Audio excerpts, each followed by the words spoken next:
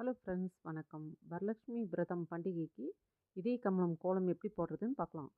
அரிசி ஒரு அரை மணி நேரம், பச்சரிசி அரை மணி நேரம் ஊற வச்சு மிக்சியில் நல்லா அரைச்சி எடுத்துகிட்டு வந்துட்டேன். இந்த மாதிரி ஒரு சின்ன காட்டன் கிளாத் வச்சுக்கலாம். அதில் நல்லா காட்டன் கிளாத்தை நினச்சிட்டு இந்த மாதிரி 2 விரலில் மட்டும் நம்ம அந்த தண்ணி வர மாதிரி கட்டை விரல் வச்சு அமுத்தினோம்னா நம்மளுக்கு அந்த அரிசி மாவு தண்ணி அப்படியே வரும்.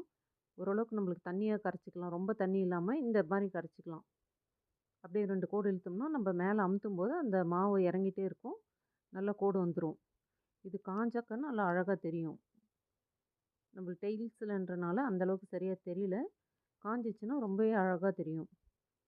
வரலட்சுமி தேவிக்கு இந்த கோலம் ரொம்ப விசேஷமான கோலம். இதே கமலம் ரொம்ப ஈஸியாக எப்படி போகிறதுன்னு பார்த்துடலாம்.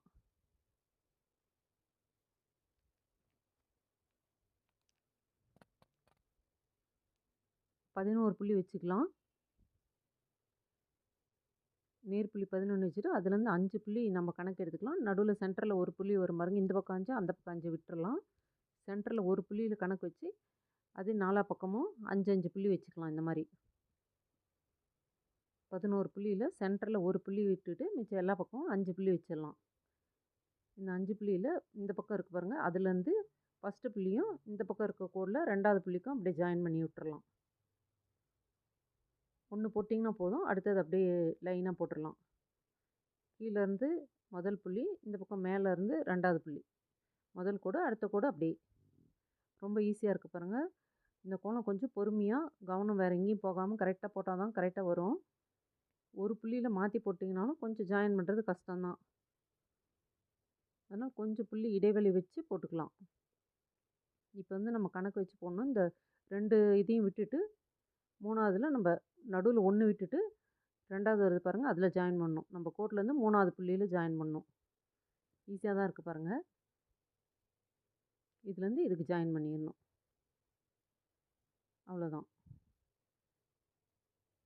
இதே போல் எல்லாமே போட்டுக்கலாம். 1 போட்டால் போதும், மற்றதெல்லாம் ஈஸியாக ஜாயின் பண்ணிடலாம். தப்பு இல்லாமல் போட்டுறணும். 1 போட்டிங்கன்னா போதும், தப்பு இல்லாமல். அடுத்ததெல்லாம் கரெக்டாக ஜாயினுக்கு வந்துடும். புள்ளி கொஞ்சம் தூரமாக வச்சு போட்டுக்கலாம். கொஞ்சம் கிட்ட வச்சுட்டிங்கன்னா ஒன்றோட ஒன்று கொஞ்சம் தப்பாக போகிறதுக்கு வாய்ப்பு இருக்குது. அதனால் கொஞ்சம் தூரமாக வச்சு ரொம்ப ஈஸியாக போட்டு முடிச்சிடலாம். அவ்வளோதான். சூப்பராக நான் கோலம் ரெடி ஆயிடுச்சு. இந்த கோலம் வந்து நல்லா காஞ்ச பிறகு காமிக்கிறேன். பாருங்கள், நல்லா காஞ்சிருச்சு. எவ்வளோ நாளாக பளிச்சுன்னு தெரியுது. இந்த வீடியோ உங்களுக்கு பிடிச்சிருந்தால் லைக் பண்ணுங்கள், ஷேர் பண்ணுங்கள், சப்ஸ்கிரைப் பண்ணுங்கள்.